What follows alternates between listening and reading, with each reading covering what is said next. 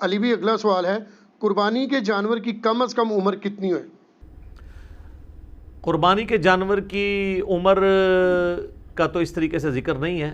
صحیح مسلم میں حدیث ہے کہ قربانی صرف مسنہ کی ہوگی۔ مسنہ کہتے ہیں دوندا جانور جس کے 2 دانت نکلے ہوئے ہوتے ہیں۔ اب بکری یا بکرا جو ہے یہ 1 سال گزارنے کے بعد دوسرے سال میں دوندا ہوتا ہے، 14 مہینے میں یا 16 مہینے میں۔ گائے جو ہے وہ 2 سال گزارنے کے بعد تیسرے سال میں جا کے مسنہ بنتی ہے۔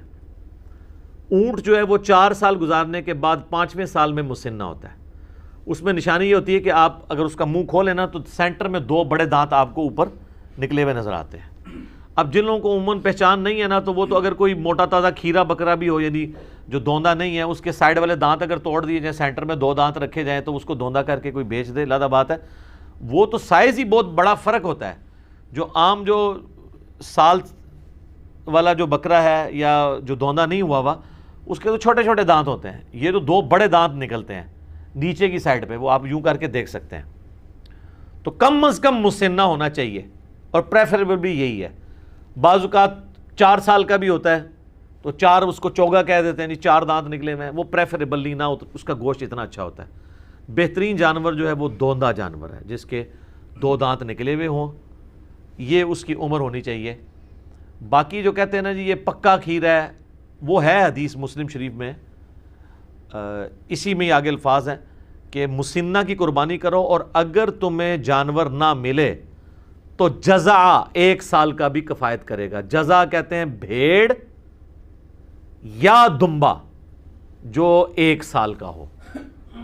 اور امام ترمذی بھی اس حدیث کو لے کے ہیں، نیچے انہوں نے کمنٹس کیے ہیں کہ اس میں بکری یا بکرا شامل نہیں ہے، صرف بھیڑ اور دمبے کے لیے ہے کہ وہ 1 سال کا بھی چل جائے گا، وہ بھی اس صورت میں اگر کسی کو مسنہ دوندا جانور نہ ملے، کیونکہ جزع کا لفظ مینڈے کے اوپر، بھیڑ کے اوپر، دمبے کے اوپر بولا جاتا ہے، بکرے کے اوپر، بکری کے اوپر نہیں بولا جاتا، نہ گائے کے اوپر۔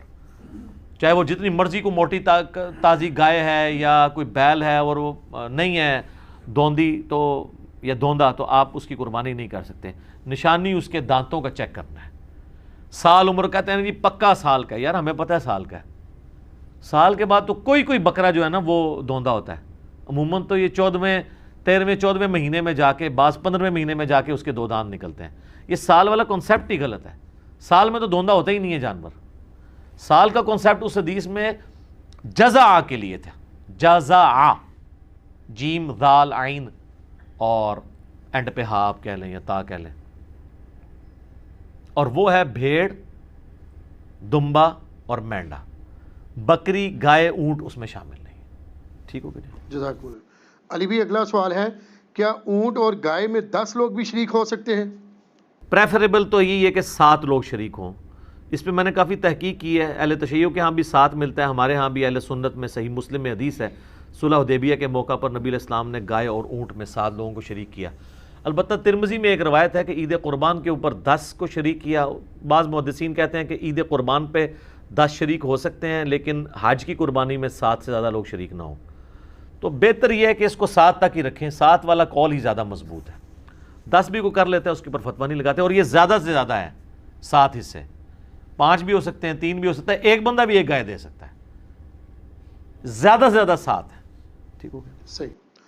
علی بھی اگلا سوال ہے، کیا 2 بھائی مل کر ایک بکرا قربان کر سکتے ہیں؟ 2 بھائی مل کے ایک بکرا نہیں قربان کر سکتے، کیونکہ 2 خاندان الگ ہے نا۔ 2 بھائی مل کے ایک بیل تو دے سکتے ہیں کہ اس میں 2 حصے رکھ لیں، 7 تو زیادہ سے زیادہ ہے نا، 2 بھی رکھ سکتے ہیں، آدھا اس کا آدھا میرا۔ لیکن بکری میں 2 نہیں نہ شریک ہو سکتے، کیونکہ ایک پوری جان آپ نے ایک خاندان کی طرف سے دینی ہے بکرے کی کیس میں، کیونکہ اس میں تو حصہ ہی ایک ہوتا ہے۔ تو 2 بھائی مل کے ایک بکرا نہ دیں، بلکہ وہ بکرا خریدنے کی بجائے وہ بکرے کے رقم آدھی کر لیں، تو 2 بھائی جو ہے وہ کسی تیسرے بندے کے بیل میں 2 حصے ڈال سکتے ہیں، اپنا اپنا حصہ ڈال دیں۔ تو اس طرح کر لیں، بکرے میں 2 بھائی شریک نہیں ہو سکتے۔ ٹھیک ہو گیا؟ جزاک اللہ۔